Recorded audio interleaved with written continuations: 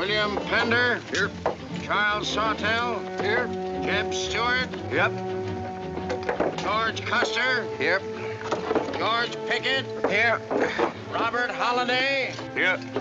James Longstreet. Yep. Carl Rader. Yep. Philip Sheridan. Yep. John Hood. Hey, Jeb, take a look at this saddle sore.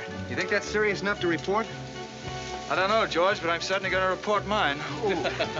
You boys can have the cavalry. Me, I'm going to apply for the infantry. Tired of playing housemaid to a temperamental mare. That's the first good news your horse has ever heard. Go on, Gertrude, kiss him for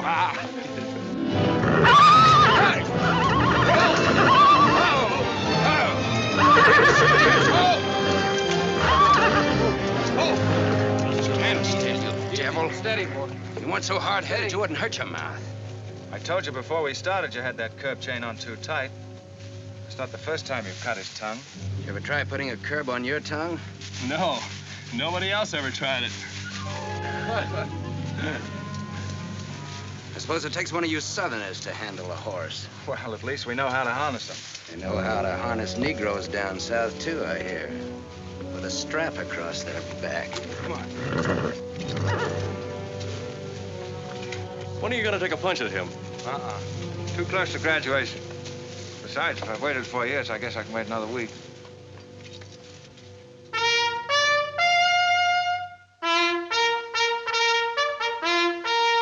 A breaking up of the American Union as it now exists is the basis of my plan. And that destruction must be made upon the issue of Negro slavery and on no other. The Union must then be reorganized on the great principle of emancipation. This object is vast in its compass, terrifying in its prospects, but sublime and beautiful in its issue. A life devoted to it would be nobly spent or sacrificed. If the federal government and its constitution are opposed to my way of thinking, the fault is not mine, but theirs. And I shall continue to oppose them with every means and every weapon at my disposal. Who wrote that inflammatory rot? A wise man by the name of John Brown. Where'd you get it? That's my business. If you don't like it, you don't have to listen to it. You meant it for me, didn't you? Take it any way you like. Sure he meant it for you. He tried that abolition stuff on me till he found out I came from Kansas. Never mind, Bob. Come on, Jeb. Let's turn in. There's no regulation against a cadet having his own ideas. But there is one against spreading treasonable policies. You find the truth hard to take. Listen, Raider. I know the truth of this problem far better than you do. The South will settle it in its own time and in its own way. But not through the propaganda of renegades like this John Brown or any of his followers. You mean that renegade line to include me? Look up your oath of allegiance and answer that for yourself. I'll answer that right here and now. I've taken a lot from you Southern snobs. For 50 years now, you've been watering your precious family trees with the sweat of Negro slaves, piling up wealth and snobbery until now you think you own the government and the army. And anybody who disagrees with you is a lying renegade, a rabble-rousing traitor. Well, you get this from me, Stewart. And all you other Mason-Dixon plutocrats. The time is coming when the rest of us are gonna wipe you and your kind off the face of the earth.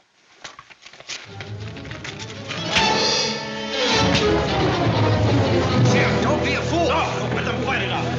Hold it, Raider. Jim!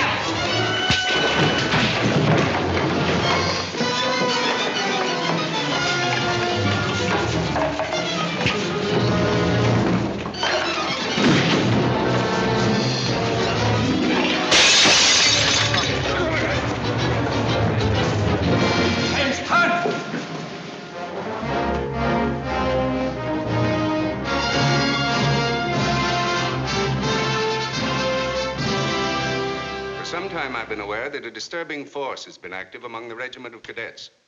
The exact nature of this subversive campaign and the persons responsible for it have not been fully known to us until this moment.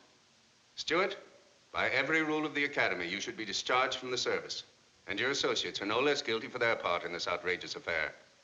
Colonel Lee, any blame in this matter is entirely upon me. It's my sole responsibility, sir. That's not quite true, sir. It was my fault. We're all equally responsible, sir. That's right, sir. That's right, sir. If I believed that you were guilty alone, Stewart, I should have sent for you alone. As for you, Custer, and the rest of you, you must be taught that lying to protect a friend is sometimes an extremely dangerous practice. I'm not so greatly concerned about the fight itself as I am about its cause.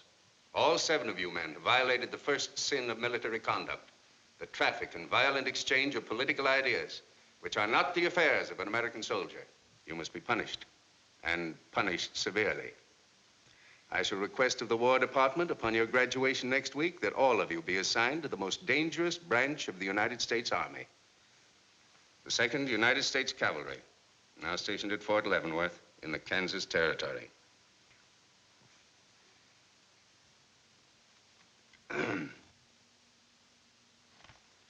That's all, gentlemen. You're dismissed.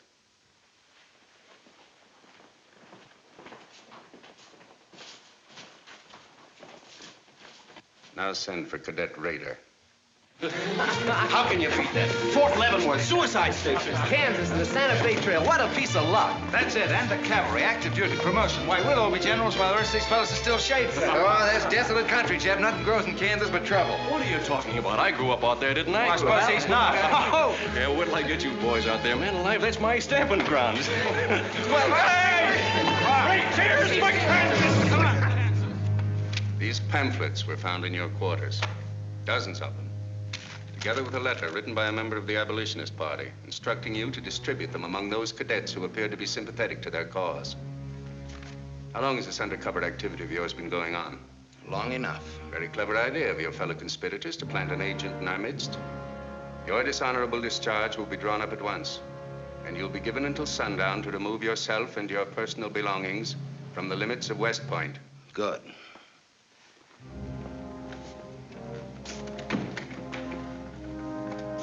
And you can tell Mr. Stewart from me that he'd be smart to stay in the Army, right in the middle of it from now on.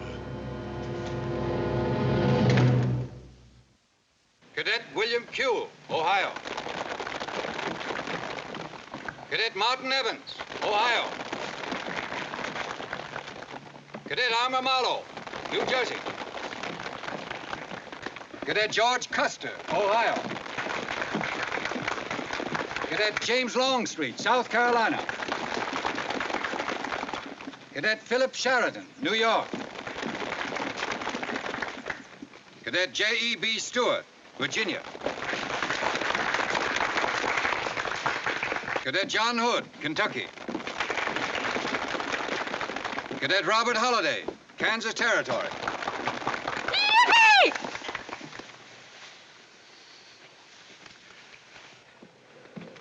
Cadet Jason Wood, Virginia.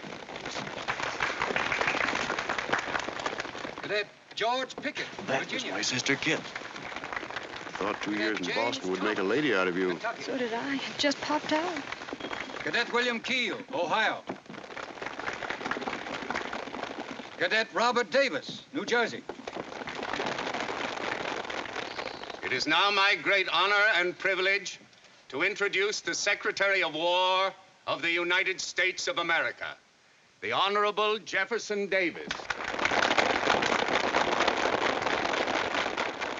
Officers and gentlemen of the class of 1854, their welcome guests and their very proud families, I'll not keep you separated very long, as I myself once sat in your place and endured an interminable address by a very tiresome general. But as a Secretary of War of this nation, I have a serious obligation towards each new officer of the Army before he enters into active service. And that obligation is to make clear and definite his responsibility to his government. We are a new nation among the powers of the world. Just 80 years ago, we were fighting desperately for our freedom, and we're still fighting to keep it. We are not yet a wealthy nation, except in spirit, and that unity of spirit is our greatest strength. You men have but one duty, one alone, America. With your unswerving loyalty and the grace of God, our nation shall have no fears for the future, and your lives will have been spent in the noblest of all causes, the defense of the rights of man.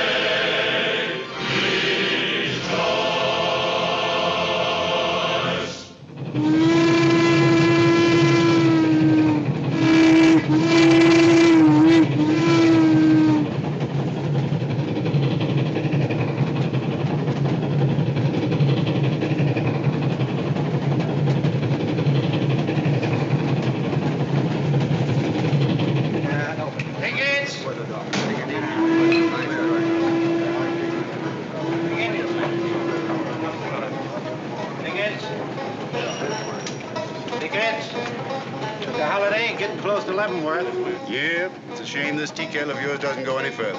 What for? There ain't nothing to go to. There's half a nation out there, Cap. Someday I'll build a real railroad to open it up, clear to Santa Fe.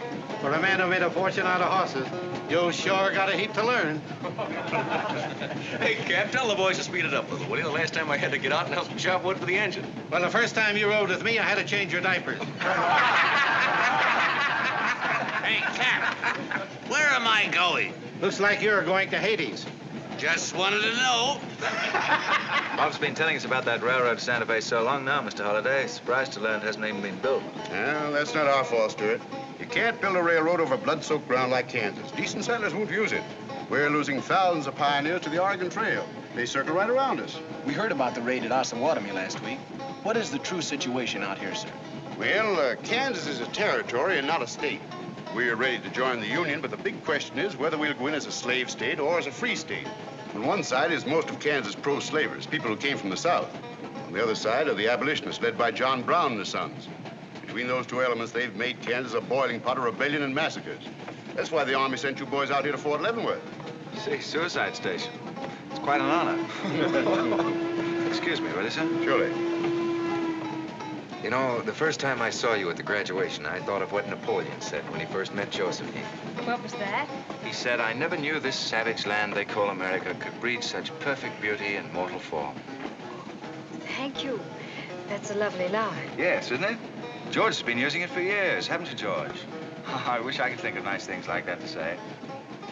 You wouldn't like what I'm thinking now. You were going to tell me something more about Kansas. Yes, what do you do on Saturday nights for fun here?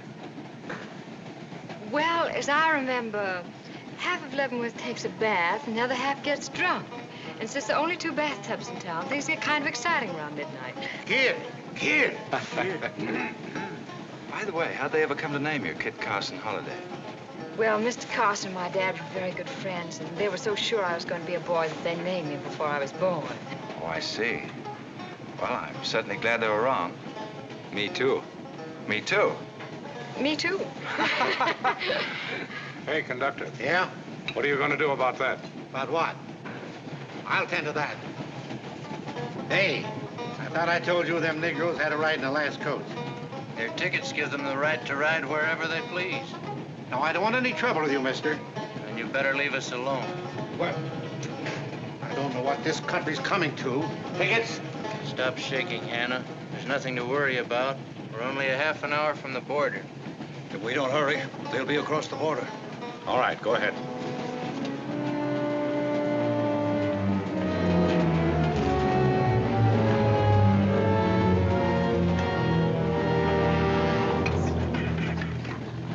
Where are you taking the Negroes?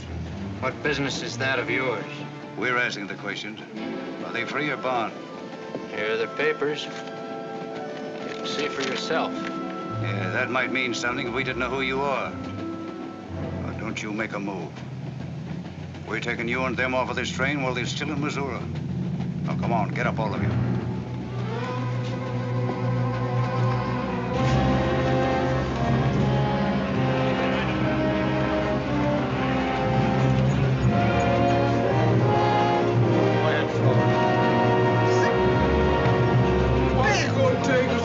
Brown, what they gonna do with us?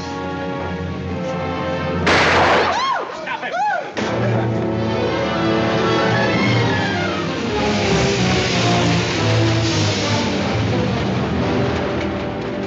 What do you know about this? There's the trouble. Negro slaves. He was trying to sneak them across the state line.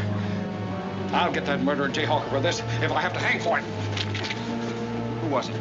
Oliver Brown, one of John Brown's scurvy litter. Deader than a doornail. Come on, you gay-eyed greenhorns. Give me a hand. There ain't no use spoiling the carpet. Come on, get him out of the way. Come on, Jim. Now, don't get excited, everybody. Sit down, please. This is what they mean when they call it bloody Kansas. There'll never be any peace along the Santa Fe Trail while John Brown or any of his followers are alive.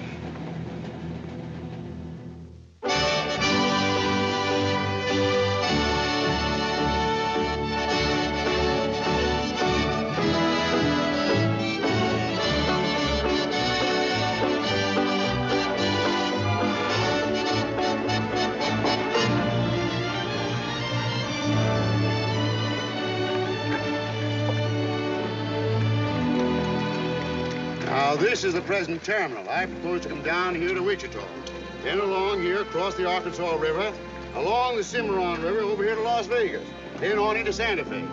Now, that'll be our first section of track from Leavenworth to Wichita, right over the trail. How soon do you figure to start? Well, the men back east say they're ready to put up the money as soon as we can prove that a railroad through Kansas is safe and will pay. Dad! Yes, kid? Where did you put the loading list? List? Gosh, I clean forgot to make one out. That's great. 98 tons of freight ready to roll and no orders for loading. How'd you run this business while I was away? That's why I sent you away, to show you what a skirt was. Look at your clothes. Look at the grease on your nose. What would your friends in Boston think of you now? Frankly, Dad, I don't much care. If you're going to keep your nose in a paper railway, I better keep mine in the family affairs. Tex! Wendy! Tex! Where are those orderly customers? What do they think they're getting paid for? Tex! Why didn't you tell me? Getting jealous, huh? Well, I didn't even see Lily when I said goodbye to her. Oh, now don't start lying to me, you double-crossing buzzard. I know you didn't buy that there looking glass to see your own ugly mug. I suppose you're figuring on wearing that female cinching belt. wait till Lily sees what you brung her. She'll brain you if it ain't physical impossible. Why, you ignorant. Tex! Hey, you two! Where in the name... Will you come here? Hello, Miss Kip. Hello, nothing. Are you gentlemen of leisure by any chance interested in employment? We lost our watch. Yeah, we didn't have no idea of time. I ought to give you both your time and throw you out. Where in thunder have you been? Well, you see, we had to buy these knickknacks. Well, we sort of got a gal in Santa Fe, Lily, Hofstadter, and what do you mean we? I'm engaged to her. Well, who ain't? You setting up housekeeping in Santa Fe, or is this just gilding the lily? Oh, she wanted us to fetch her one of them fancy French looking glasses. Ain't it pretty? What's your answer to that, Tex? What are you laughing at, you long-eared jackasses? Go on, get to work, both of you. Go on, jump to it. You better hide that thing or start wearing it.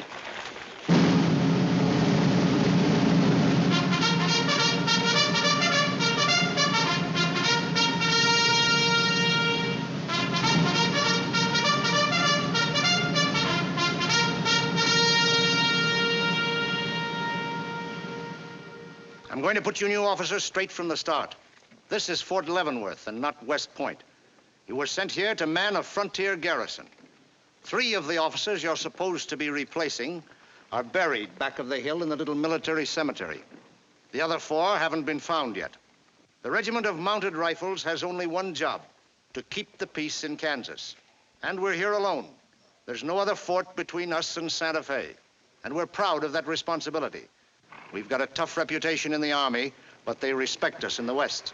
See that it stays that way. Order of the day. Lieutenants Longstreet and Holliday take B Troop and put them through close order drill. Lieutenants Stewart and Custer will take 8 men as an escort for the freight caravan, leaving at noon for New Mexico. Draw the usual supplies and report to me for final orders.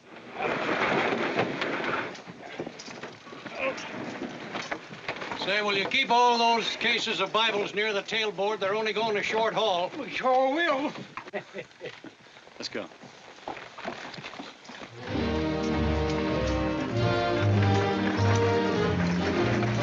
Convoy ready, sir. We're ready if you are. Good. I hope you have a nice, quiet trip. On any other kind, I'll lose money. Oh, we'll try and save you that. We'll see you in 6 weeks, sir, with luck. Just keep your eyes open, boys, and move fast. You'll like the scenery, but don't trust it. Right.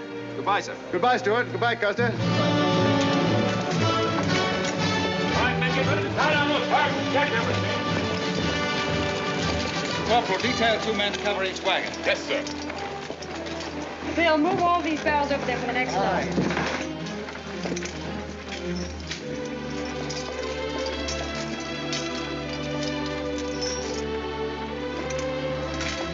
Well, hey, looks like we both got the same idea. Looks that way. How are we gonna work it? Here. I've got an idea. Let's draw for it. Fair enough. Right.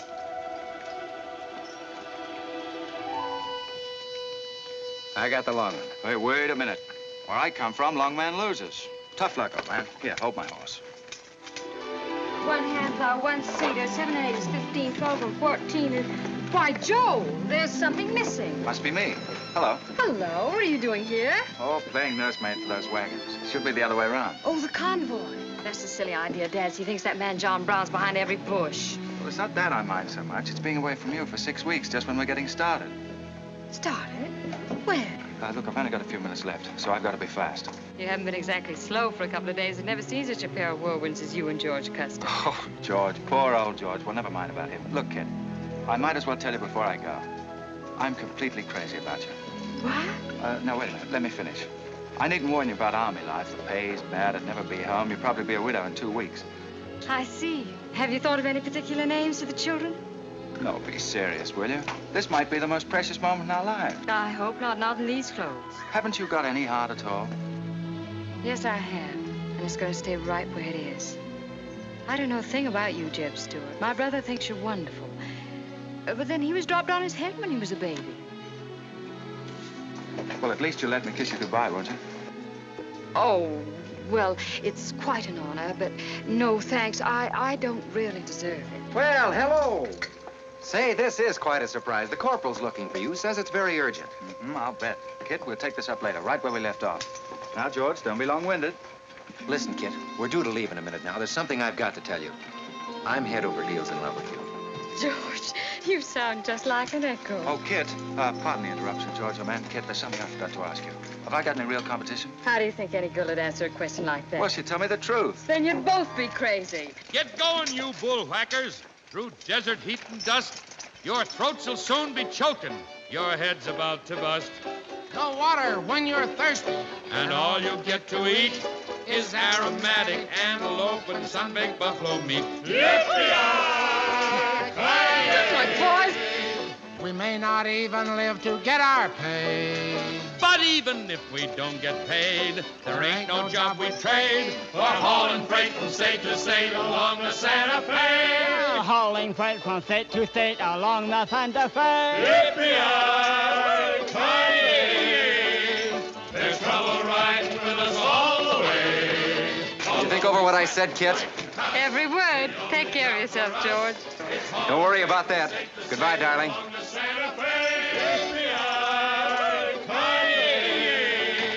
There's trouble riding with us all the way. Although we sweat and fight and cuss, the only job for us is hauling freight from state to state. Make a little bet, kid? Sure, on what? Those two boys? I'll give you 3 to 1. I can name the winner. That's ridiculous. Which one do you want?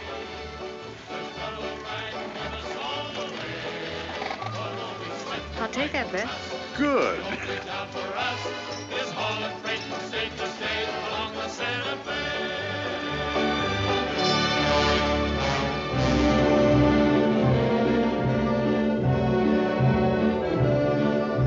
And to instruct all volunteers not to enter Kansas unequipped, nor to display their weapons to public view. Let that be understood beforehand. Warn them also... Not so fast, Father. Warn them also that our plans must be known to ourselves alone. That they join me in the clear knowledge that all traitors to the cause must die, wherever caught and proven to be guilty. Tell them that we stand by one another while a drop of blood remains, that under no threats or pressure do we make confessions.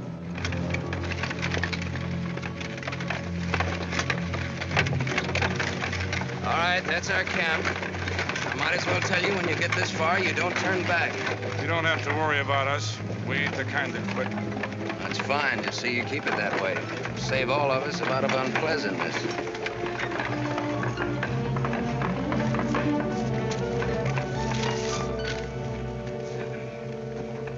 You've been delayed. Was there trouble, Raider? No, sir. We had to detour when we got to the border. I picked these new men up in Palmyra. Volunteer, sir. There are the credentials. From Illinois. You've come a long way. And we'll go the rest of it. We came here to fight slavers. The sooner the better. That's good. We'll put you to work at once. Kid Spinner, look after these gentlemen. Fine. This way, boys. We've received the news we've been waiting for. We break camp, Raider. Yes, sir. Let's start tearing down these tents now.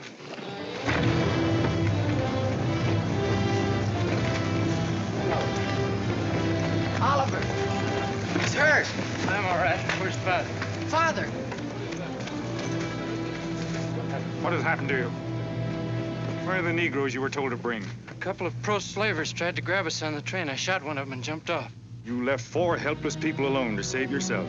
I had to do it, Father. It was me or them. You cowardly fool. In future, obey my instructions. We leave at once.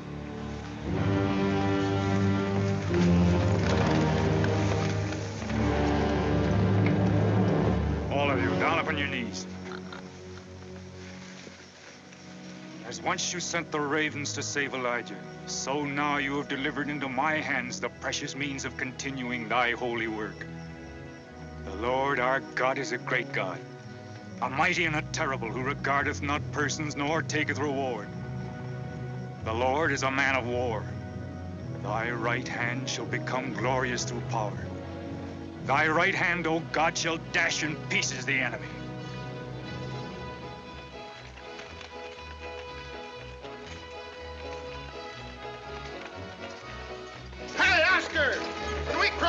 driver, you watch out for that wagon that's got my looking glass. Hey, Tex, these horses are pretty tired. When are we going to make camp? Oh, as soon as we cross the river, and then we'll be out of danger from both sides. You know, Lieutenant, I'm sure glad we're leaving civilization. It's getting too dangerous for a peace-loving man. I run into some of them abolitionists once, but who's this feller John Brown that talks so much about? Oh, as far as I know, he's just a dirty old windbag. In fact, he's just your type. Either of you ever meet him? No, but two of them fellas he killed at Osawatomie were friends of mine. You mean Jim Doyle and Alan Wilkerson? Yeah, and that's the reason I'd sure like to meet up with this here Mr. John Brown. He's got no quarrel with people like you, Tex. You do much better to leave him alone.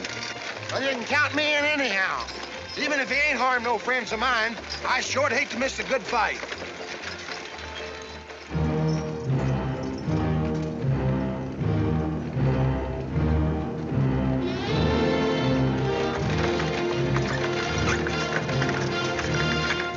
This is wrong, Father. We've never attacked a wagon train before. We aren't common highwaymen. You say we have a righteous cause, but this will bring the law down on us like a storm. We recognize no law but the law of God. You will do as I command.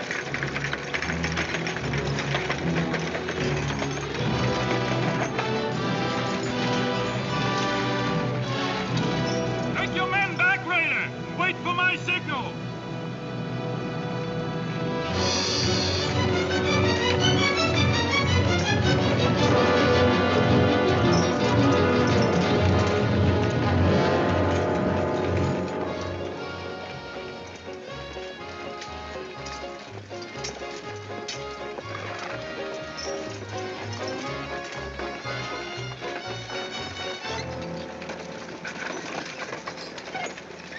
Howdy, strangers.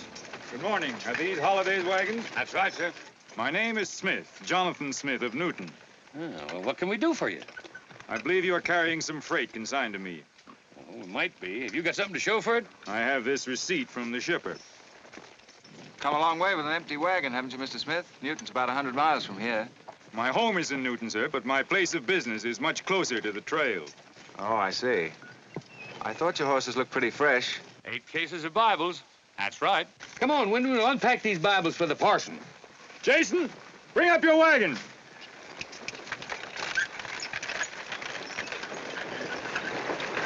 Get that pack down. I got to get them Bibles unpacked for the parson. That's a funny thing. I've seen that fellow somewhere.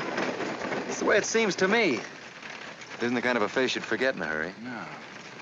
Wait a minute. I know. In some magazine, The Atlantic, I think. Well, then he's either from Boston or he's a missionary. No, it was something else.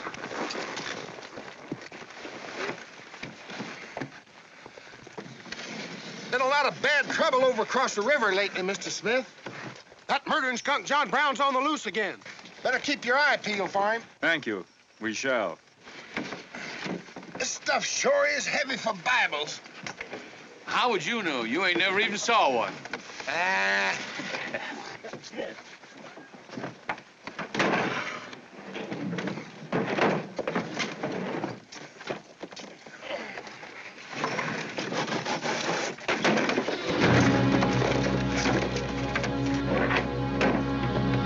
Just a minute. I'd like to see those Bibles. There you are. Put your hands up and keep them up.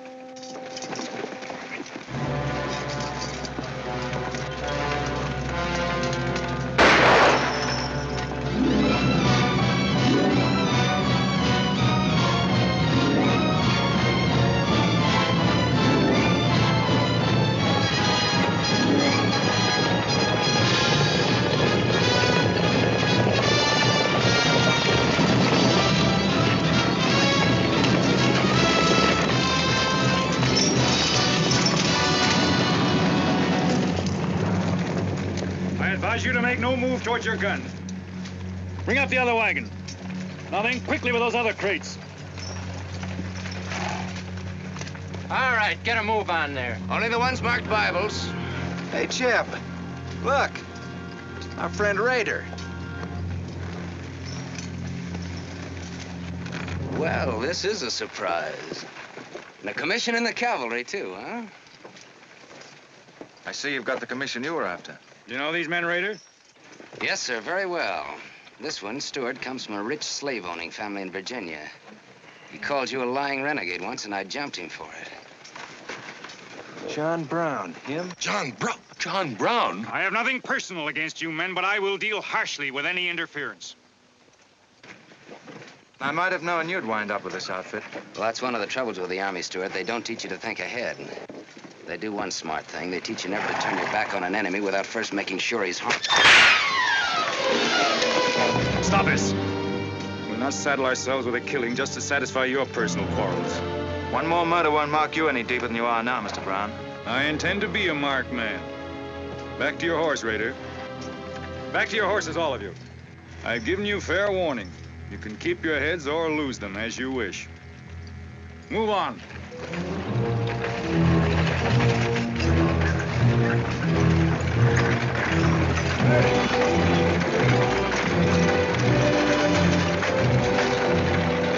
I saw what was in those cases, George. What? Contraband, rifles and ammunition.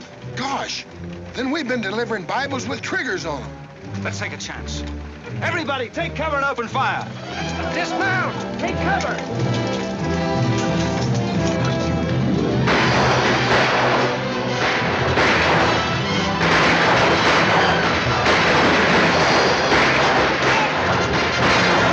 Cover the wagons and move back. We mustn't lose any more men. Get back! Running. They're getting away. No, they're not. We're going after them. Hey, wait a minute. The outnumber is 3 to 1. Well, if it makes you nervous, don't count them. Come on. Everybody mount and follow me. Everybody mount. Come on, Shavetail. Here's where I get you a medal. Forward!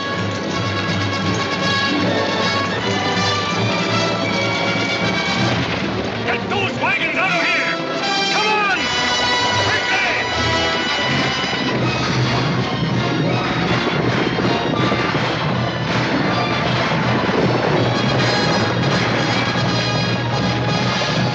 Use your whip, Jason! Use your whip!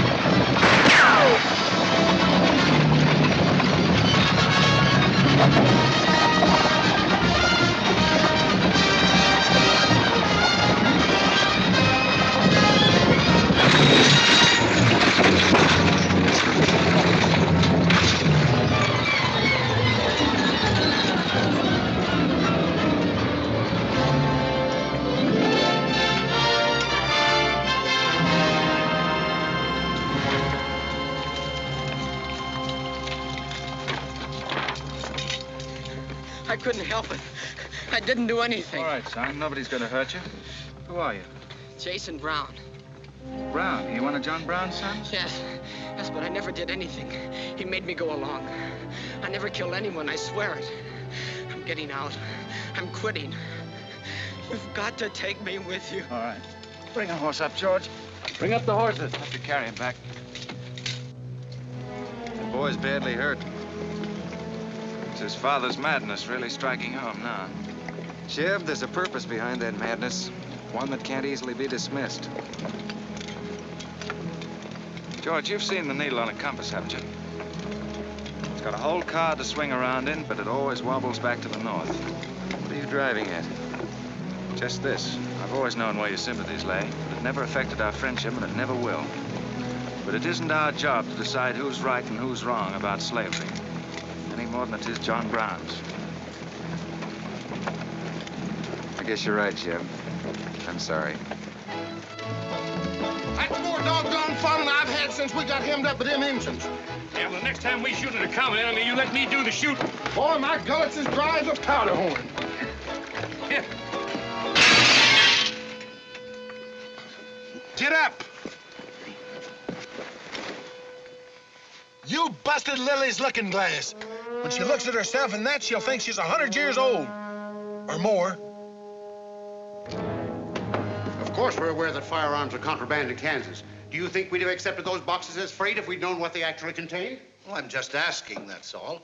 Doesn't it seem strange to you that Dr. J. Boyce Russell, the most prominent religious leader in America, should be sending rifles marked as Bibles to John Brown? How can I control the marking of crates? We once received 3 tons of gunpowder marked birdseed. Well, then you'll have to examine every crate you haul. What? For all we know, this contraband may have been slipping through for months. Jason, listen, son. You've got nothing to be afraid of if you'll be honest with us. Now, I want you to answer my question truthfully. Did your father ever mention this shipment of rifles when he discussed his plans? Not to me. He never confided in me. Just Fred and Oliver. Fred and Oliver? My brothers. Where are their headquarters? I don't know where they went. They have a dozen places. I don't know. All right, kid. Don't worry about it.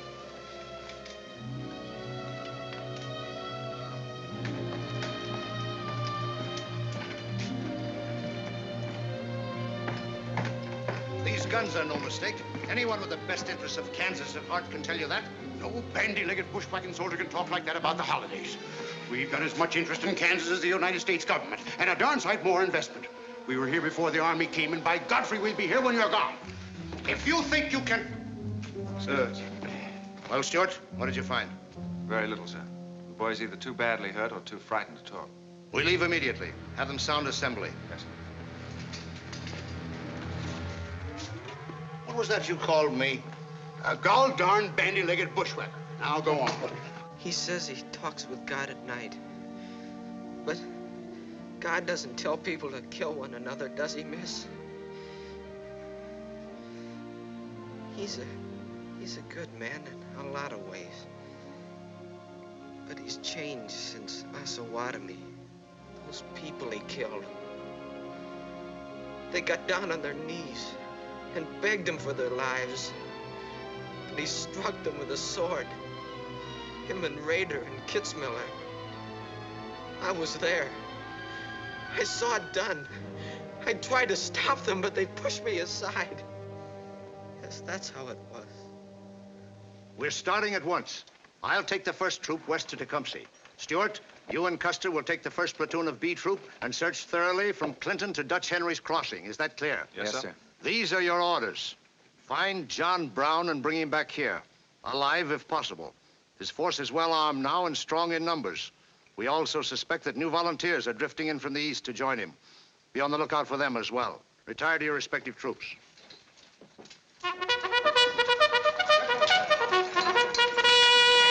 What's that? They've caught some more of us. No one's been caught, Jason. Not even you.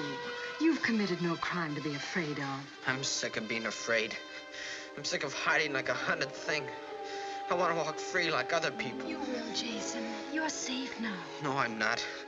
Not as long as he keeps killing and thinking that he's right. He can't be right, can he, miss? I don't know.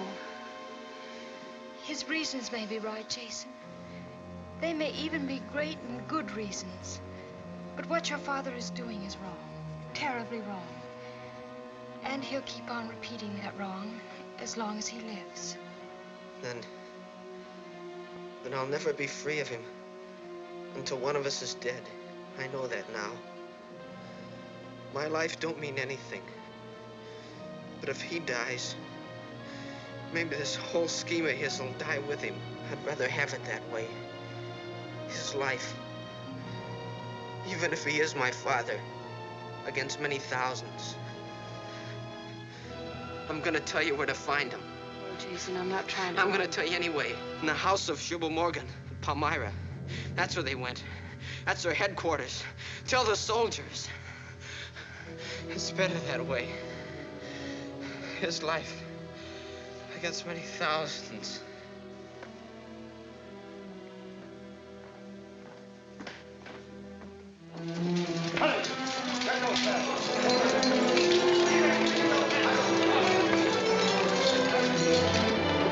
Jeb, Hello, darling. How is he? it's very serious. I left the doctor with him. Poor little Deb. Jeb, he told me everything. The whole nightmare of his 15 years, even the place where his father is now. He said he wanted me to tell the soldiers. Where? Palmyra, at the house of a man named Shubal Morgan. Shubal Morgan, Palmyra. I wonder if that's the truth. Jeb, I'm frightened. That boy is crippled for life. And that man on the train, he died for a principle. And a man killed him for a principle. One of them is wrong, but which one? Who knows the answer to that, Kit? Everybody in America's trying to decide it. Yes, by words in the East and by guns in the West. But one day the words will turn into guns. Oh, Jeb, can't it be stopped now? Can't the slaves be freed before it's too late? It will be stopped when we hang John Brown. Then the South can settle our own problem without loss of pride at being forced into it by a bunch of fanatics. Jeb, what has pride got to do with human lives? Kid, the two things kind of come together down south. Can't pry them apart, not even with guns. I hope that's going to be the same way with us.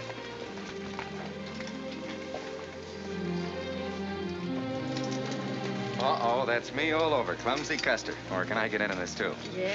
Sure. Looks like you're in on it. Don't miss much, do you? I've seen you work before, son. That's where I learned. Just credit one more to my account, Kid. I like to let the interest accumulate. Well, goodbye. Goodbye, George. Kid, don't be long, Jeb. No. Goodbye. Kid, remember this, will you? I love you. Put that in your little bonnet and keep it there until I come back. I'll remember. Goodbye.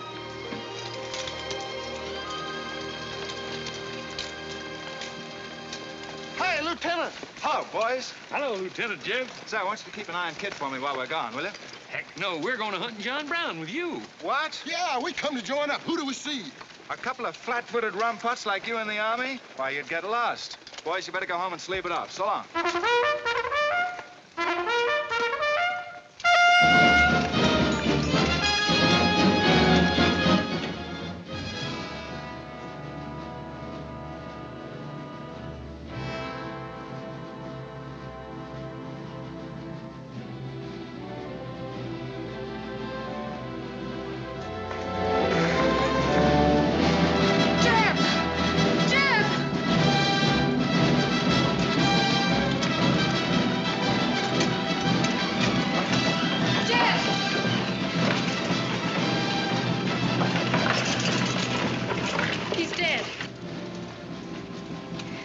If you find John Brown, tell him.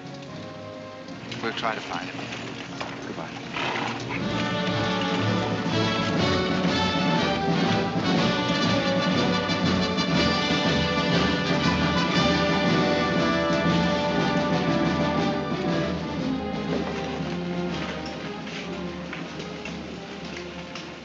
Kid, once when you were about this high, Tex Windy brought home a wolf cub with a broken back. You nursed it for weeks, but it finally died with its head in your lap. You cried for days, but it was just a wolf cub. It would probably have grown up to be a killer like its father.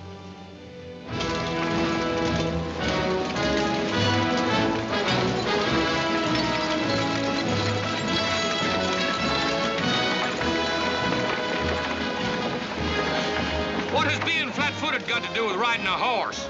Calling me a rumput's what hurt me. I ain't had a drink since noon.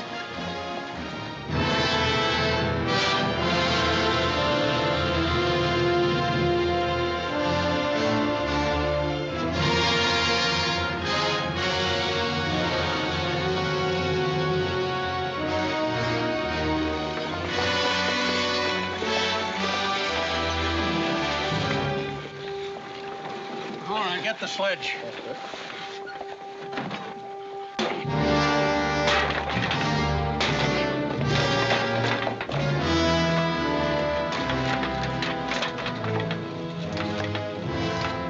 Sure is expensive salt pork, Mr. Morgan. Not the way we get them. Look them over and stack them in the barn. Yes, sir. This looks like the best shipment we've had yet. Wonder what Rader's worked up about. Him and the old man been arguing for an hour. Looks like another job for us if Rader thought of it. West Point education's a wonderful thing. Yeah, if you can collect on it. Yeah. I signed up because you promised to pay me. Trained this rabble gang of yours into a solid, fast-moving unit of fighters. Taught them how to use these new rifles, how to follow orders, and take a town in army fashion. But I haven't received a red cent in 3 months. Now, what about it? Mr. Rader, I enlisted you on the recommendation of friends in the East who said you would work for the cause. You've done your job well. I have no complaint up to now. But our plans are ahead of any personal greed. If you feel otherwise, you are free to get out. But you must decide here and now. I want only loyal men around me.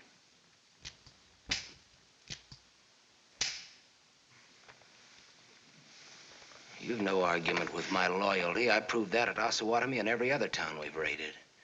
But you hired me as a military expert at a set price, and I'm only asking what's rightly due me. And I say that you will receive it in time. Only let me think in peace. My son is a prisoner in the hands of our enemies. Even now, he may have a rope around his neck. An innocent boy who never fired a gun in anger in his life. While I stand here powerless to save him. All right, I'll wait.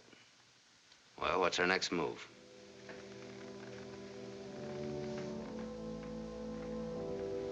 The Bible has said an eye for an eye and a tooth for a tooth. Tomorrow at daybreak, we will destroy Delaware Crossing.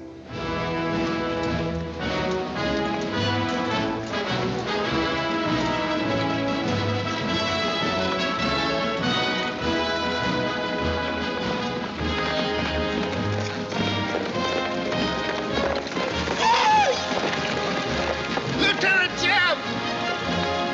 Through, Paul.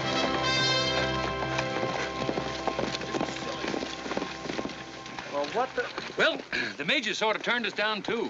But here we are, Lieutenant Jeb. What do you mean trailing us halfway across Kansas? We don't want you to get lost. You see, I know every wrinkle of this here country just like my own face. Well, you're sure it's just as dirty?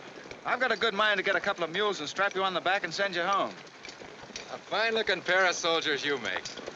Well, all we need is some of them pants and a cap. And then, of course, if some soldiers just our size gets killed, why... All right, get back to the end of the column. Go on before I get that mule. We don't have to obey no orders. Since we ain't in the Army. But we will. Yeah. Wait till Kid hears about this. She'll skin him alive. That's if they got any skin left.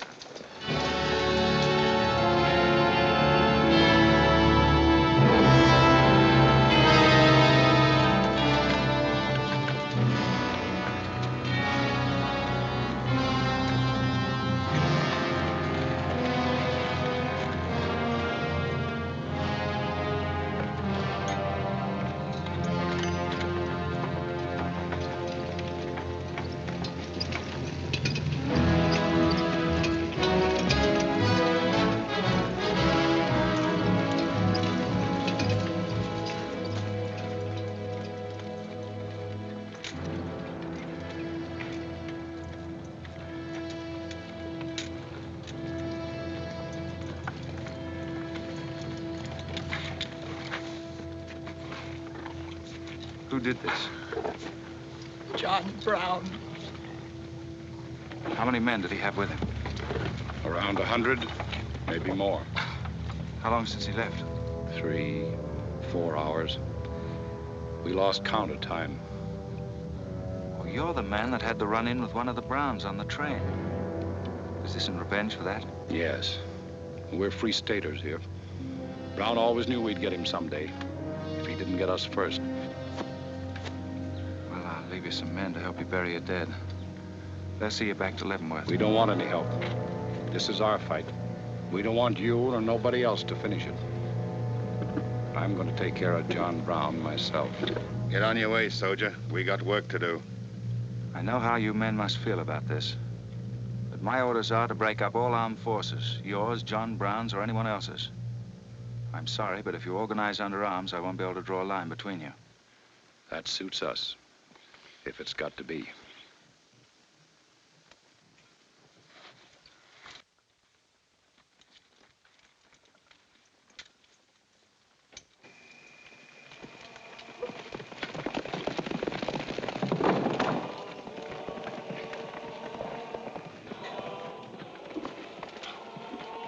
What did you find out, Kitzmiller?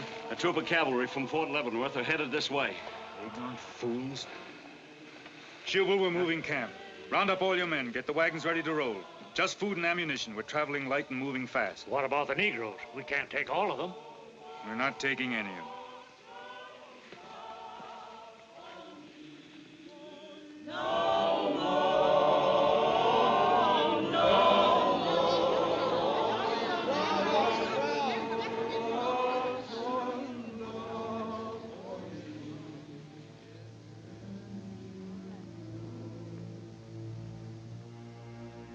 My children, the hour of deliverance I promised you has come.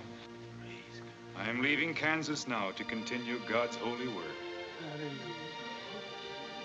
For Gideon took 10 men of his servants and did as God had said unto him. And it was so that he did it by night. And when the men of the wicked city arose early in the morning, behold, the altar of Baal was cast down. Please, Captain Brown, what did that mean? What you gonna do with us? Means that you are freed, the first of many millions to whom I shall give freedom from slavery. Does just saying so make us free? How we gonna live? Get food and shelter? There are many good people in Kansas who will give you work and protection. From now on, you must fend for yourselves, as other free men do. My work here is done. Praise God. Glory, bless God, we's free. The captain done kept his word, we's free. We's free, we's free.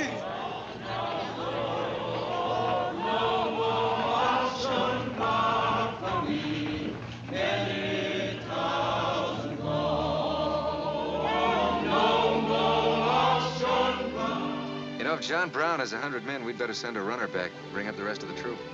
Better do it tonight. I'm going into Palmyra, George. You alone? Don't be crazy, Jeb. That town's full of Jayhawkers. They'd shoot you on sight. Well, I'll have to take a chance on that. I'm going to get some other clothes, take a couple of men, and go in and do some scouting. I'll try to send you back word.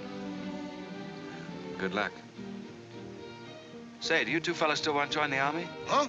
I've got a job for you. It's no picnic. It's pretty dangerous, but I think you're the fellas for it. What do you say? Do you mean we're gonna have a real cap and a uniform? Mm-hmm. Well, we might have to be buried in them, but it sure sounds like a deal.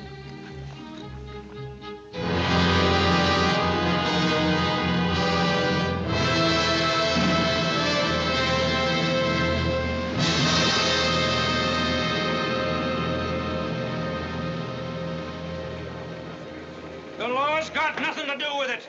We came here to join John Brown because he's a leader and a fighter. The whole thing's going to be settled right here in Kansas. We came here to fight slavers, didn't we? The only way to fight them is with guns. They sure give you a good looking over in this here man's town. Yeah, I feel just like I was taking a bath in a bathtub without no sides on it. The only kind of a tub you ever was in. Say, who could I talk to in this kind of a town without arousing suspicion? The town barber. That's right. Anytime a barber can't talk to a stranger, he's liable to go crazy. Town barber. Hmm? That's it.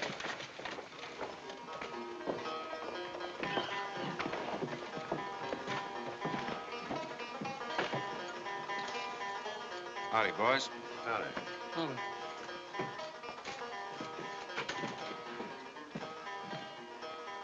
Pretty good-looking horse for this part of the world. Yeah. Kansas is all right for men and dogs, but it's pretty hard on women and horses. Say, look at that brand.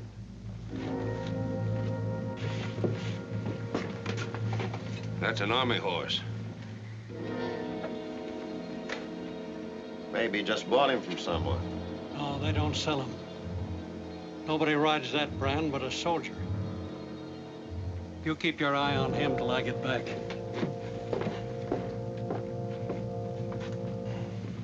You still got that creepy feeling about this place? I don't know whether it's that or these here chiggers, but something's creeping over me. Why don't you scratch and see if it goes away?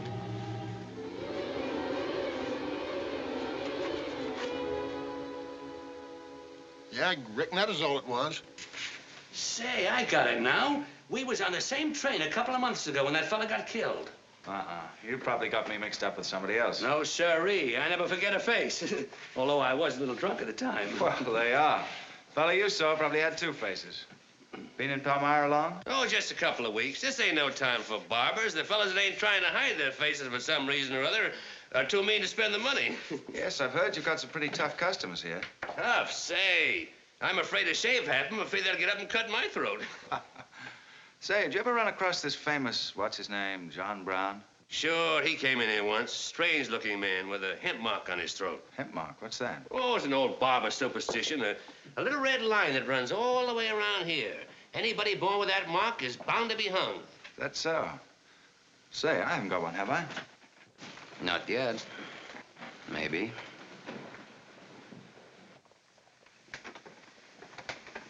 Well, well. Keep your hand away. Get it.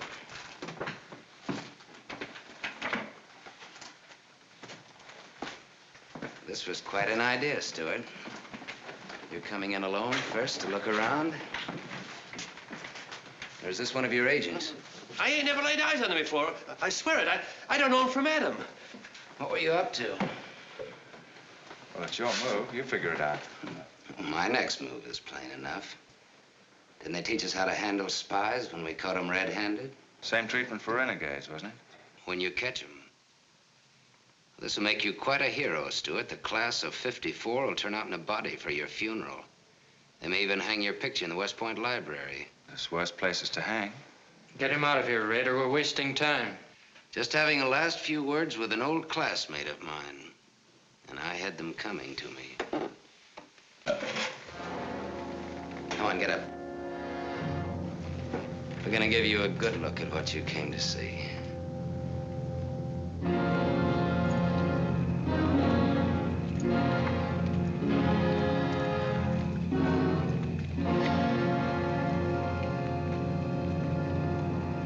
We can't afford to take chances, sir. He was sent here as a spy. It's my advice to get rid of him. Let's string him up. Yes. And right away. What are we waiting for? What did you hope to achieve by coming alone to Palmyra? The Army has orders from Washington to bring you to trial. I hope that if I came face to face with you first, a lot of unnecessary bloodshed might be avoided for your men and mine. Were you innocent enough to think that I would surrender myself to you without a fight? I hope that you might consider yourself innocent enough to do that.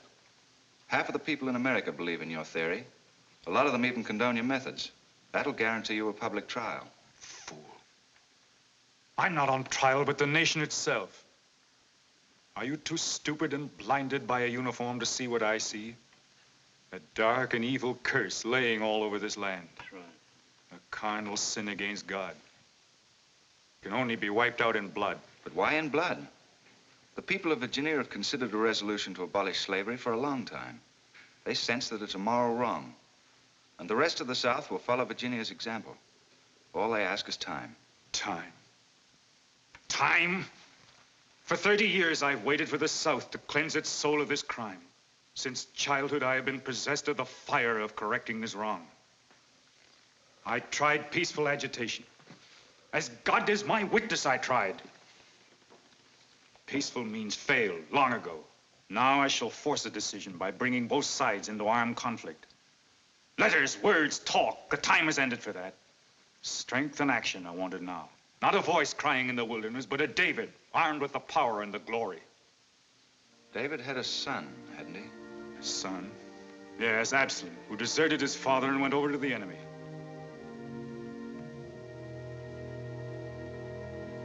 What are you trying to tell me, Stuart? And Absalom died because he feared his father.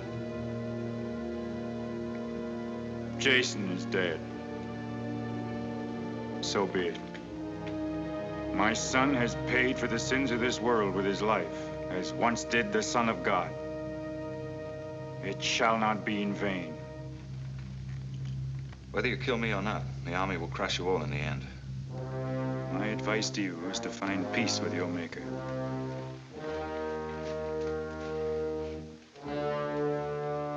Now the big one. Sit down. I never liked barbers no-how. Now spill out, you little bitty rum weasel. I'll cut your throat. Where'd he go? I swear I don't know, boys. I think, well, they were taken out that way. Who took him? The three fellas. One of them was Oliver Brown. Do you see this razor? Well, I'm keeping it, and if you move a hair when we get back, I'm going to strap it on your liver and barbecue your carcass. Now, you stay where you are.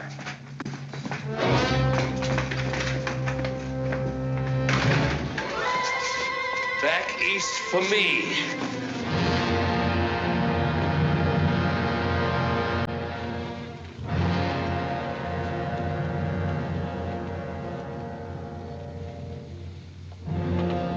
I called you all together as witnesses to hear my words.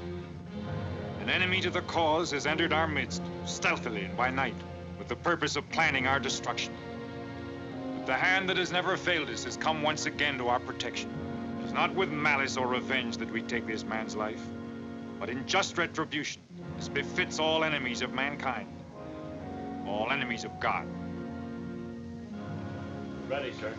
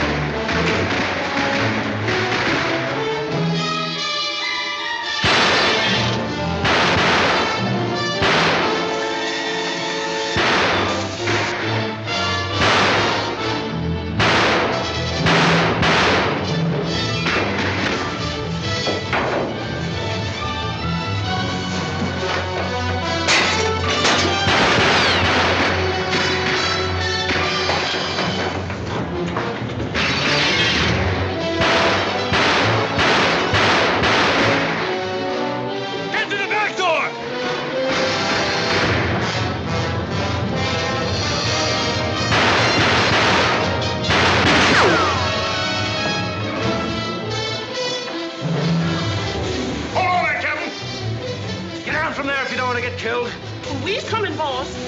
That white man talk like he's afraid.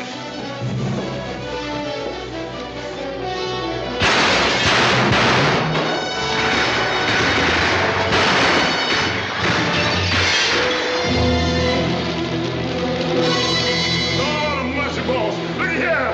Get the bag, quick.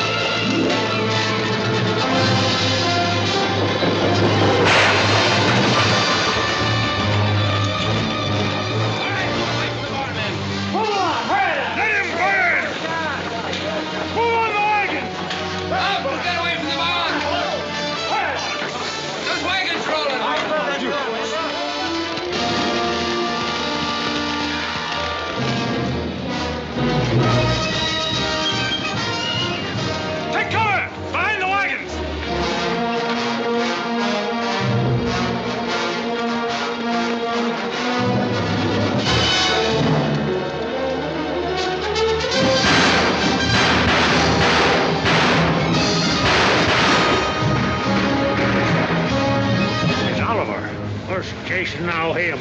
You want to fight on, John? As long as breath is in me. Sound the charge!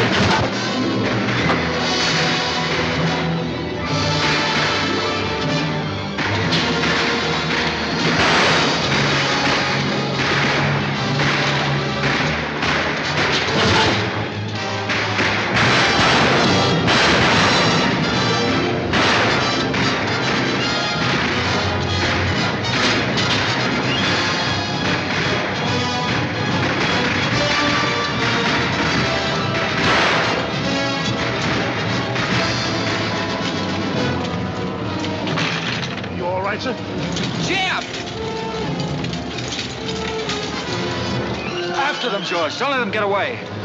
Load up!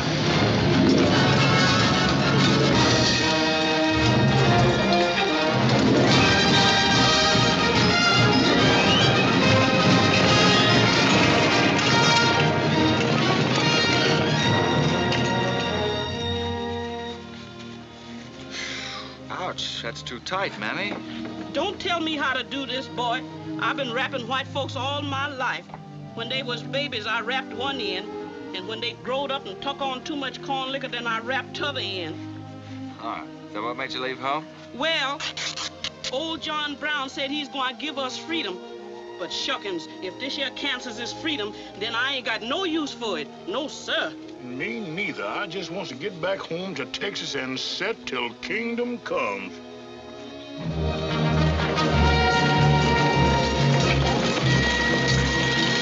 Dismount! Fall out!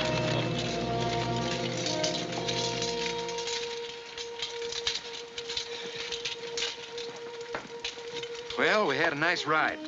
Both ways. Lost him, huh? He and a few others got away in the hills. I think I hit one, Jeb. You ought to heard him holler. Heard him holler, you jughead? That was me. You shot my hat off. Well, it won't matter much. He's broken for good. From now on, he'll find every man's hand against him. Nothing will ever break the force of John Brown, Jeb. Not even death. Oh, you're wrong, George. He's finished. His force is broken forever.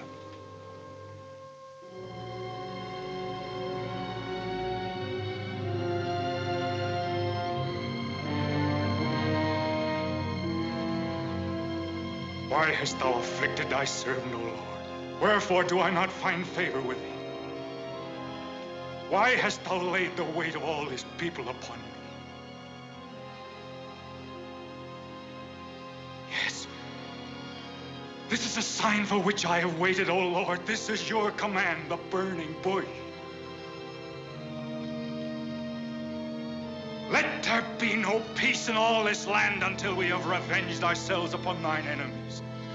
As once you smote the Philistines, smite now the fury of thy wrath upon these blind, misbegotten fools. And I shall be thy right hand. I, John Brown, shall be the sword of Jehovah.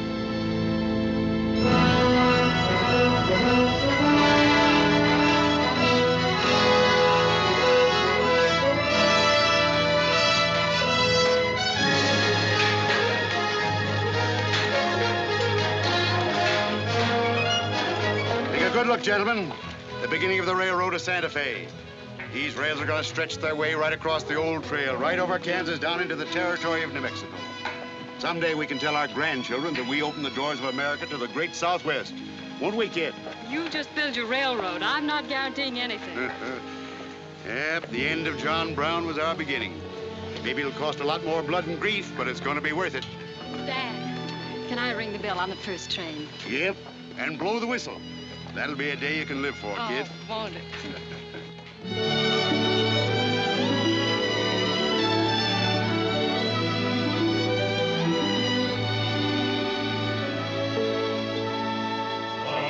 Fill your glasses, fellows, and stand up in a row to singing sentimentally.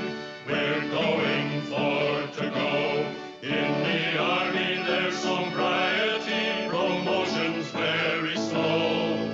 So we'll sing our reminiscences of Benny Havens, oh, oh, Benny Havens, oh, oh, Benny Havens, oh. We'll sing our reminiscences of Benny Havens, oh.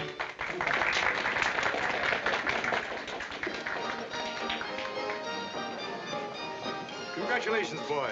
Thanks, sir. That was excellent. I didn't recognize the song. Where does it come from? It's an old Army song, a farewell. These young men have all been promoted and are ordered back to Washington. That's splendid. You lucky devils. I had to wait 10 years for my captaincy, and I also followed tradition by proposing to my wife the same night. Wouldn't you like some refreshment? Yes, I would. Splendid idea. Well, I think I'll run down to the stable. horse through a shoe this morning. I'll see you later. I'll go with you. Maybe I can find it.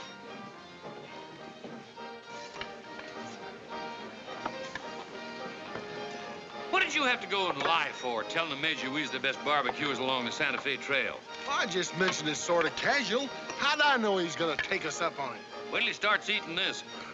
He won't take us up, he'll take us up and out. You think it's gonna be hard chewing, Tex? Well, I don't know. I still got a hunch. We should have skinned it first. We took the horns off of it, didn't we? What is it, Captain's pay, Jeff? $38? 40. 40 a month. Say, that's enough to get... Go on, get what? Well, you know, this and that. What are you planning to do with your extra pay?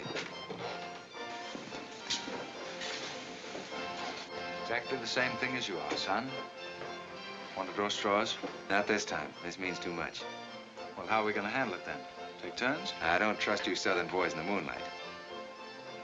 All right. Let's ask her together. Hey! Wait a minute. What is this, you loon? Come on, don't argue. Just come along and listen.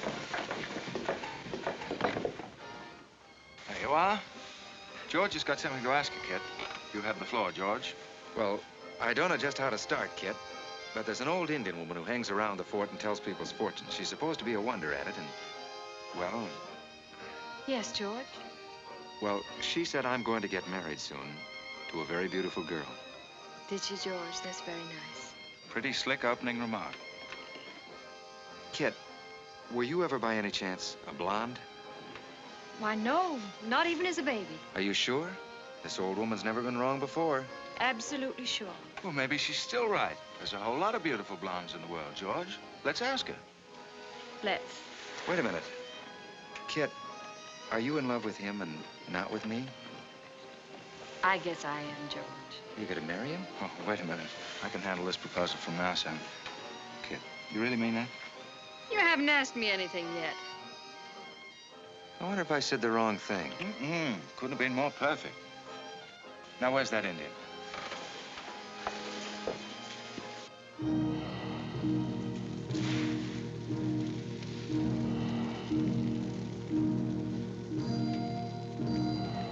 Yanta bacio ita, tamonya matam am dosi ana bacio.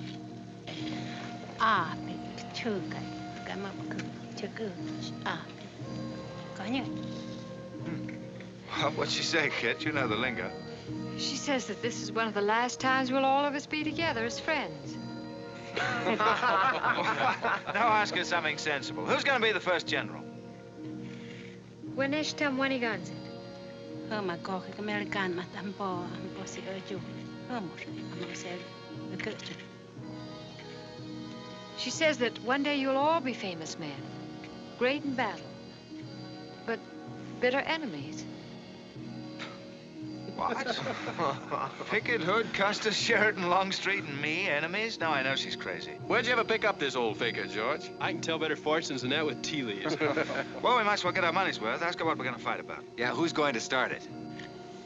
Weganesh Wanji Migodwat. Homa matakse gocho MP imapisi almacha. Majia ka autumn kaja mamtramo pisi achuka mapia mapa.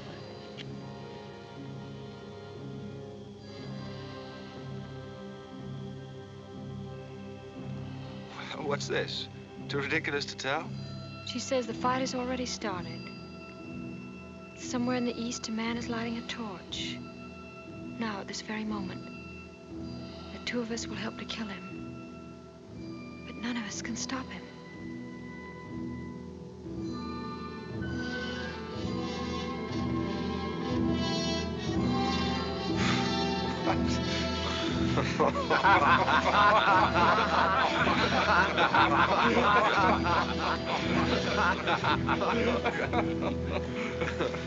Here is where I would attack first. The arsenal at Harper's Ferry. Give me only 100 good men, Dr. Russell. Well-armed and God-fearing men who believe in the cause. I will lead them through Virginia. Rouse the thousands of discontented slaves who will flock to join us. Then sweep down through the South, through the Carolinas, Georgia, Alabama, Mississippi. Then, with the entire nation in a state of chaos, we can dictate our own terms. Have you considered the Army, Captain Brown? Surely they'll be after you in full force within a few hours after you first attacked. Let them come, Dr. Russell. Let them try to stop me. I've studied that country for years. It's full of good hiding places, natural forts where large forces of brave men can defy pursuit indefinitely. Mr. Rader will go ahead of us and scout the town. Yes, sir. With his knowledge of military methods and our great advantage of surprise, we can outwit the army at every turn. Captain Brown, this plan of yours is mad. Worse than mad. It's high treason. Such a brazen attack would lead to civil war. Exactly. That is exactly what I want. Is it your wish, then, to destroy the Union? My answer to that is yes. To the devil with the Union.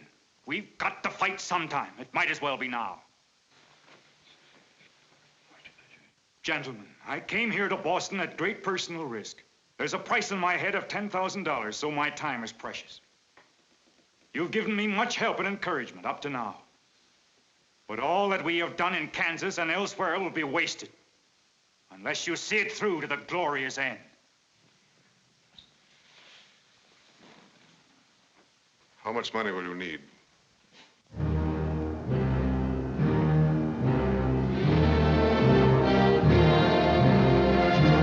We now possess the guns, ammunition, tanks, a complete store of supplies. The place and the hour is set. Harper's Ferry, daybreak, Monday, October the 16th. We will strike with 2 forces, suddenly with complete surprise, and then move rapidly through Virginia. You men all know what will be demanded of you. Yes, we're with you, Captain. It's Rader. He made good time.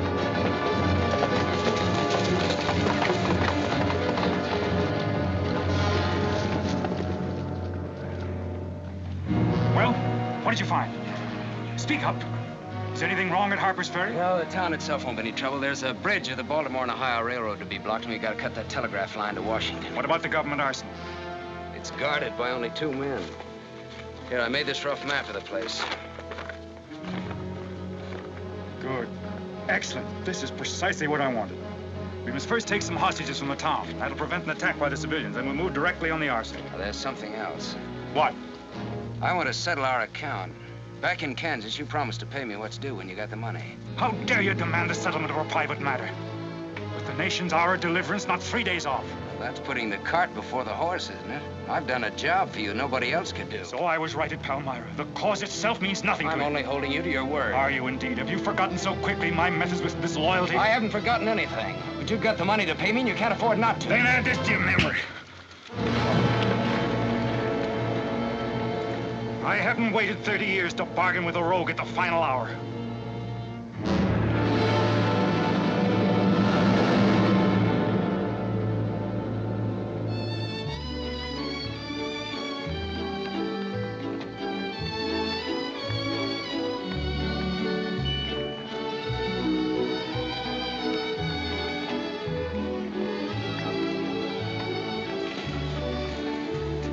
Hiya.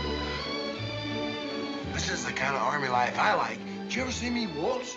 I've heard of it, but this ain't no Santa Fe shakedown. Hold it. You in high society now. Come on. May I have your invitations, please, gentlemen? What's them? Them's them little white cards. We ain't got no invitations, Joe. Can't we get in on our uniforms? No, sir. Not unless you wants to go right out on them again. Oh, we're the fellows who cleaned up Kansas. Ain't you ever heard of us? Sorry, sir, but we don't need no cleaning. Good evening.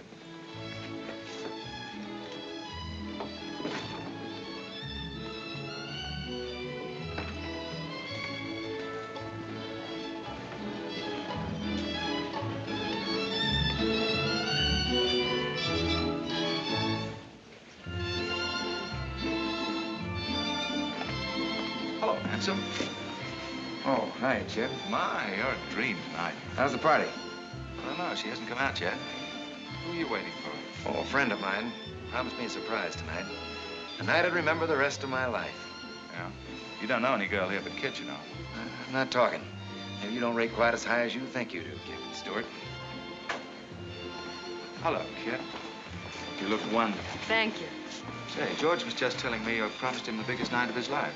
Where do I come in? You don't. I'm very fond of George. Thank you, Kit. I haven't told you this, but we have a deep understanding. Wait a minute, Kit. Are you serious? What is this? I'm going to take care of George for the rest of his life. Kit! That is, if he's the man I think he is. Oh, Kit, I have my faults. But I can be as faithful and loyal as any man that ever lived. We'll soon see. Now, wait here, both of you. Tough luck, son. I guess we can't all have charm and good looks, too. Custer, I hope you're joking, or you're not gonna have either. Oh, don't take it so hard. I mean, this is something that could happen to the public. Charlotte, I want you to meet Captain Custer and Captain Stewart. This is Charlotte Davis. We were schoolmates together in Boston. It's a pleasure, Miss Davis. Thank you, Captain. Yes, indeed. A great pleasure. I've heard so much about you, Captain Custer. Me? Mm-hmm. Well, well, that is, well, that is, Shall we dance, Jeff? Yes, of course. Who is she? That's the blonde, the one that George was promised by old Sit in the Mud. Oh, I see. Well, it's pretty nice. Don't you think? Left wheel. Company, halt. Present. Arms, prepare to scoop.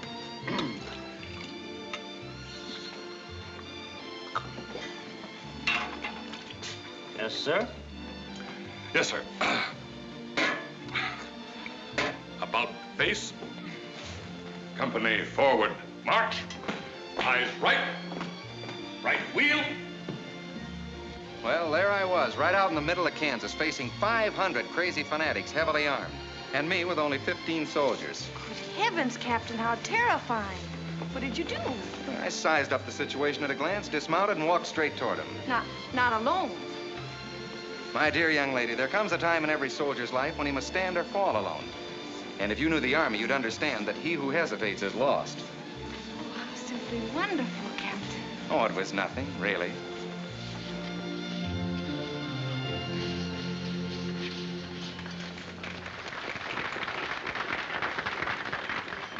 Will you come and meet my father, Captain? I'd be delighted. Is he in the government service? Yes, but I think he'll lose his job in the next election. Oh, that's too bad. Say, he should be in the Army. You know, politics don't bother us. He'd rather go fishing anyway. Father. Hello, Charlotte. Hello, Colonel Lee. Hi, dear. Father, I'd like you to meet Captain George Custer. Oh, but of course I met the captain at West Point when he graduated, didn't I? Yes, sir. Hi, Custer. I'm fine, Colonel Lee. We've heard good things about you. Congratulations. Yes, the captain's just been telling me how he put down the trouble in Kansas by himself. Splendid job, Pyle, splendid. Wasn't there also a chap named Stewart, Jeb Stewart, connected with that campaign? Stewart? Yes, sir. He was around. Shall we dance?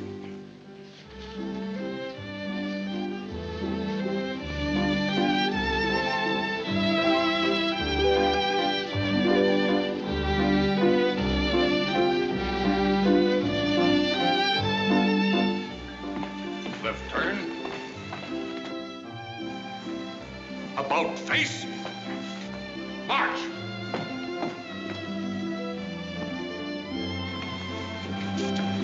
Jeff, go away. You've danced with your sister once already. I don't want her. I want you. Come on. Here, you can't leave me stranded alone in the middle of a ballroom. Quiet, spread. Phil, take over this detail, will you? Oh, man.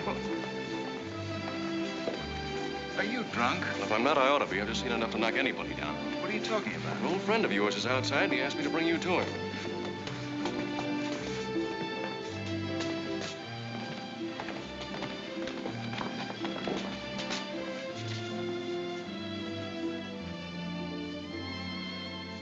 It's real. I almost touched it.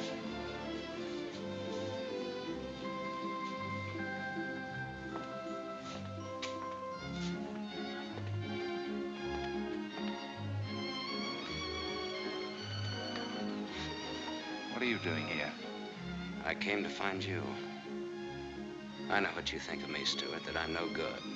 Well, maybe you're right. But maybe I've got something to tell you that'll change your opinion. You'll have a hard time doing that. Suppose I told you that I left John Brown 3 hours ago with a well-armed force of men, not very many miles from where we're standing. I'd say you were out of your mind. All set to strike at Harper's Ferry on the Maryland-Virginia line sometime tonight. With reinforcements of over 1,200 men expected before daybreak from Pennsylvania. Brown plans to arouse the slaves. First in Virginia and then throughout the South in open rebellion. telegraph wires will be cut and he'll block the railroad. And then at daybreak, they rush the arsenal. Take thousands of weapons with the idea of arming the Negroes. Well, that's the situation, gentlemen, move for move. I don't know, you may be able to get there ahead of them, but if you do, you've got to move fast. Tonight. It's fantastic. Our Secret Service has reported John Brown to be out of the country. Well, I ought to know where he is. I've been with him every day and every mile since we left Kansas. Then why have you informed on him? Don't forget, Colonel, I was in the service once. I was young and I made a mistake. I didn't know that then, but I do now. I guess some of the things we learned at West Point stay on inside of us a lot deeper than we realize. Anyway, I couldn't stand by and see my country torn apart by a madman like Brown. I had to come here. This was something a lot bigger than myself. Couldn't have been the size of the reward you'll get for turning him in, could it? I said why I came here, and that's the truth. But I am entitled to any reward. I'm even willing to go back there and rejoin him tonight, just in case he gets suspicious or changes his plans. Now, what more proof do you want than that? I believe him because it's too dangerous not to. How soon can you start, Colonel? We'll be ready to leave in an hour. The officers are all here. Call them at once and proceed with all speed to Harper's Ferry.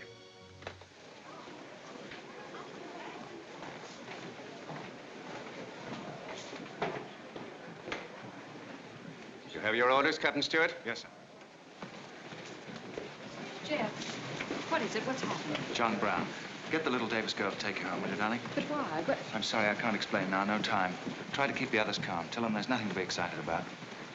Goodbye. Goodbye.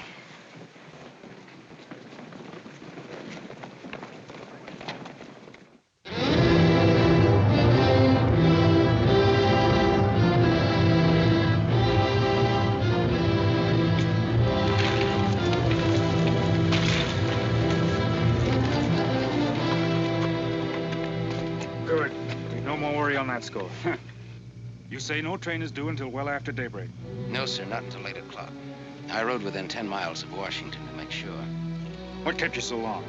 I had to take a side road both ways. Ugh. Schubel, Townsley, get your men, block the railroad bridge. We meet below the arsenal at daybreak. Kitzmiller, go to the town with 20 men and get the hostages. You know the ones? Yes, sir. Rest of you men, follow me.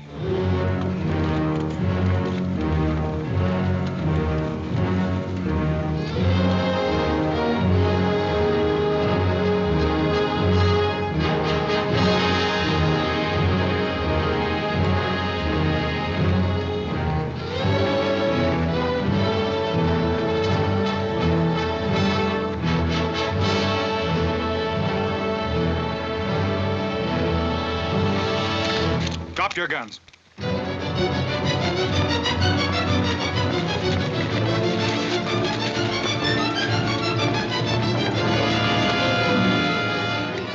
Captain, we got enough guns here to arm 1,000 men.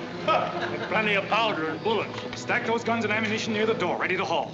Hurry up, boys. Get them out there. The men from Pennsylvania will be here within the hour. You know, this isn't an arsenal. It's a fortress. We could stand off the whole army here. What about the prisoners, Captain? What is the meaning of this outrage? Why have you broken into our homes and dragged us here? Who are you? I am John Brown of Kansas. John Brown. You are prisoners of the provisional government of the United States. If the citizens of Harper's Ferry attempt any interference, I shall use you as I see fit. Otherwise, you will be peacefully released when we depart. We must adhere to our schedule to the precise minute. We will leave here at 10 o'clock. By nightfall, we should be 35 miles into Virginia. What about the men from Pennsylvania, sir? If they're late in arriving, we cannot wait. Wouldn't that be taking a long chance? No word of us can leak out until tomorrow, maybe even 2 or 3 days, and then we'd be 1,500 men. I don't see that there's any reason to hurry. That sounds sensible. I disagree. I'm anxious to get out of here, and time is our most valuable weapon. You're in command, sir. But that's been the fatal mistake to many an expedition. My advice is to wait.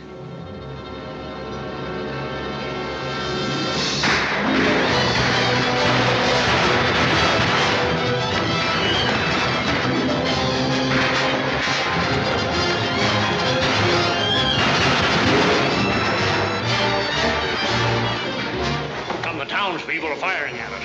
Just a handful of them with old shotguns. We can clean them out in 5 minutes. Idiots. Why do they fight us? Can't they understand?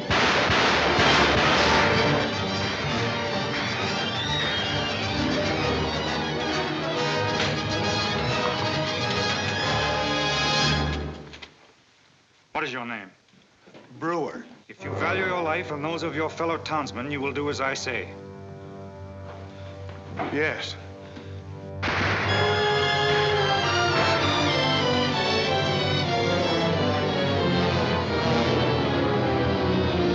Stop firing! You are endangering the lives of your friends. John Brown promises that if we leave the arsenal in his hands, he will harm none of us. No! Run downstairs! We'll cover you! Quick!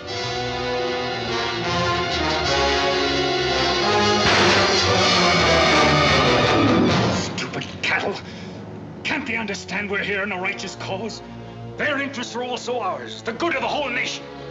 We'll leave a lesson at Harper's Ferry for the rest of the South to profit by. Wipe out those fools at the foot of the hill.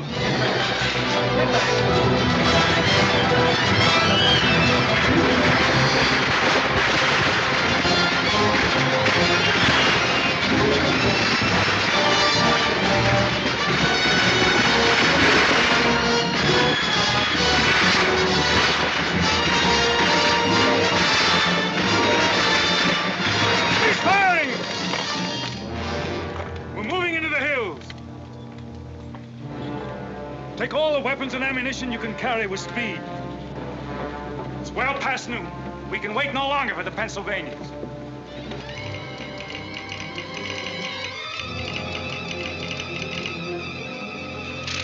"18 citizens of Harper's Ferry killed, 33 wounded by John Brown's invaders in open rebellion." It's from the 2nd Force at Frederick, Maryland. The road to Harper's Ferry is blocked, unable to get through. The Jefferson Guards and the Winchesters under Lee's command passed through Upperville an hour ago. They will be the first to arrive at the ferry.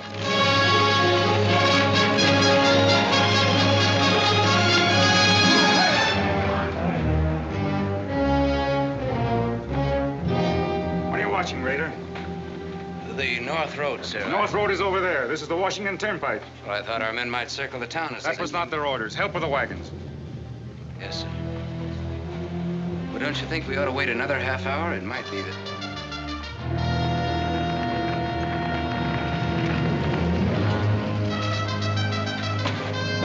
Every man inside! Bolt the doors! And the loophole!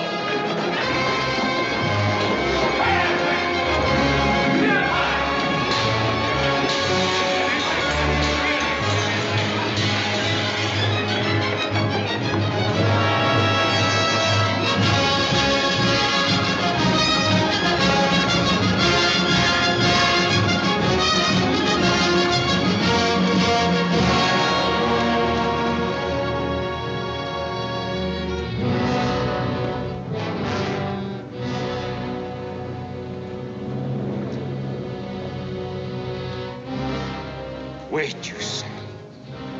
There's no cause to hurry. Wait. Yes, sure I did. I thought we had time. Stewart, Yes, sir? I want you to take this under a white flag to John Brown. Right, sir.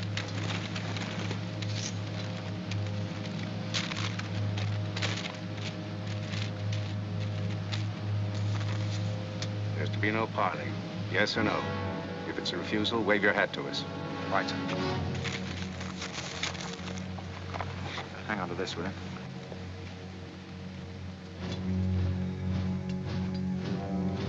Captain Brown, they're coming up the road with a flag of truce.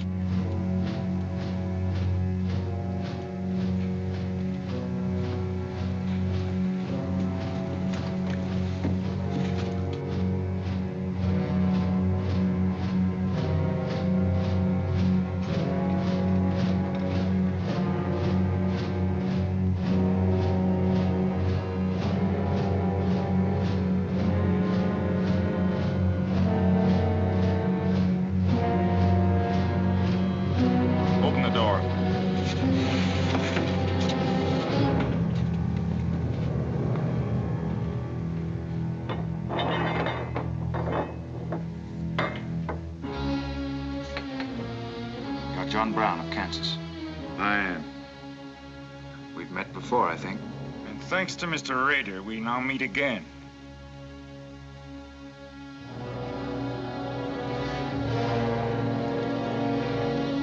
This is Colonel Lee's formal demand for your surrender.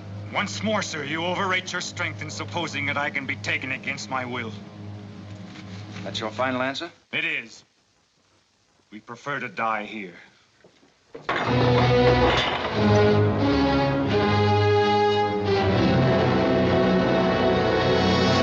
to surround them! Take Troop B to the right at a gallop, Troop A to the left at a gallop. Troop C, draw your carbines, dismount!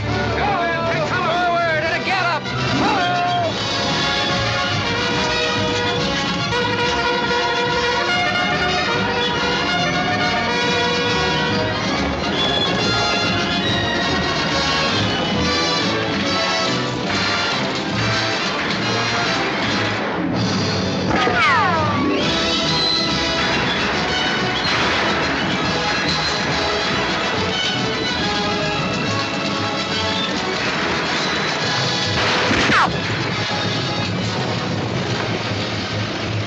Bring the right flank into position.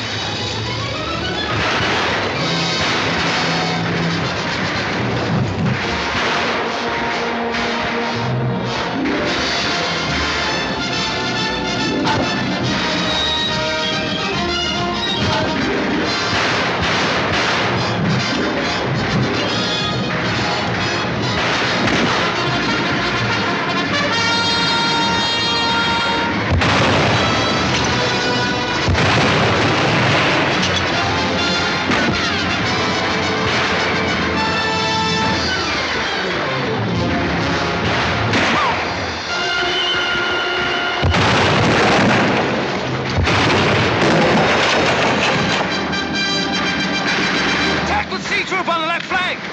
C Troop advance!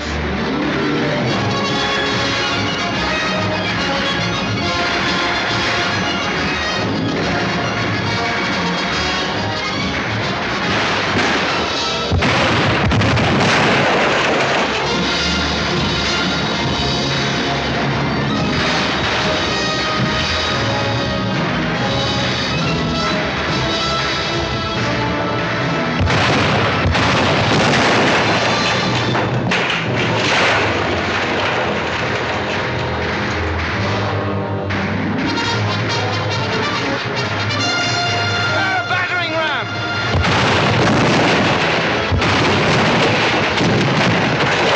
Keep firing!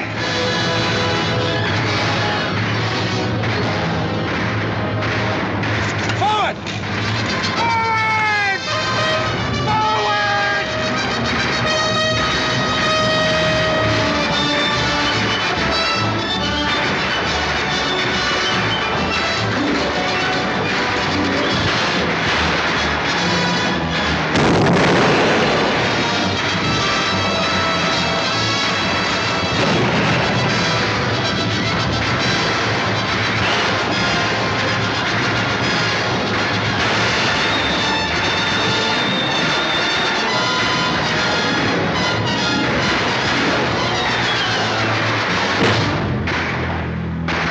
All of you!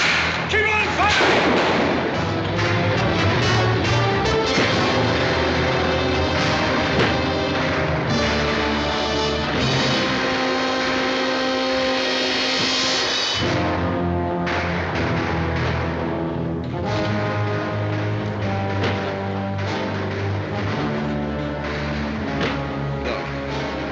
So Judas betrayed him for a handful of silver.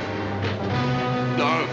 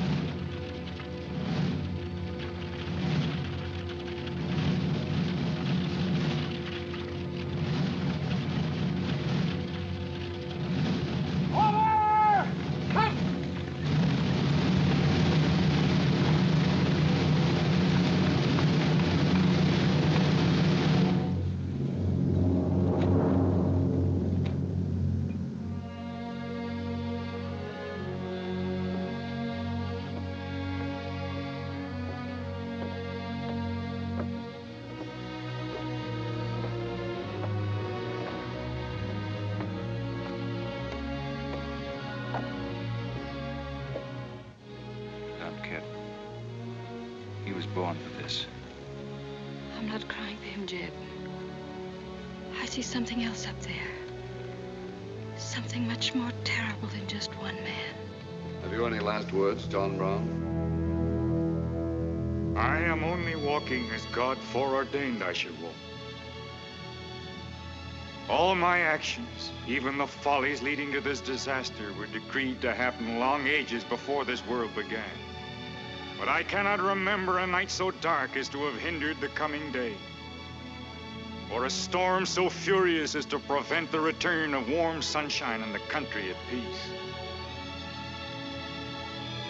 I, John Brown, am now quite certain that the crimes of this guilty land can never be purged away but with blood. I let them hang me. I forgive them, and may God forgive them, for they know not what they do.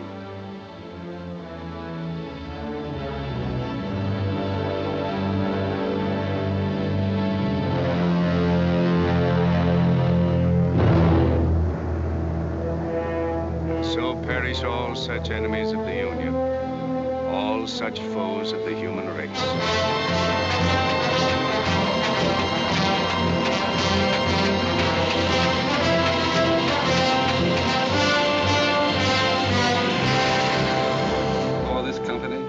And there to have given and pledged their troth each to the other, and have declared the same by giving and receiving a ring and by joining hands, I pronounce that they are man and wife, united forever with ties that no man shall break asunder, nor the years disturb, whose shining paths shall run together from this day hence unto eternity.